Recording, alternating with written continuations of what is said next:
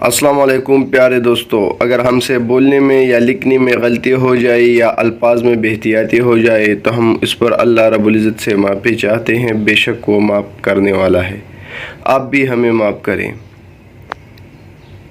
ایک شخص نے اپنی پراڈو قصائی کی دکان کے سامنے کھڑی کی اور 1 کلو گوشت مانگا۔ اتنے میں ایک 1980 ماڈل کا ڈالا آ کر رکا اور اس میں سے اترنے والے نے 5 کلو گوشت، 3 کلو کلیجی اور 2 دیسی مرغیوں کا آرڈر دیا۔ پراڈو والا کھڑا رہا اور ڈالے والے کے جانے کا انتظار کرتا رہا۔ پھر قصائی سے پوچھا، یہ بندہ کون ہے اور کیا کرتا ہے؟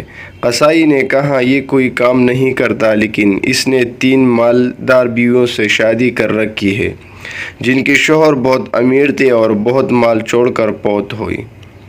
یہ سن کر پراڈو والے نے اپنا آرڈر بڑھا دیا اور 10 کلو گوشت، 5 کلو کلیجی، 7 کلو قیمہ لے کر جیسے ہی گھر پہنچا تو بیوی نے پوچھا، اتنا کچھ اٹھا لائے ہو؟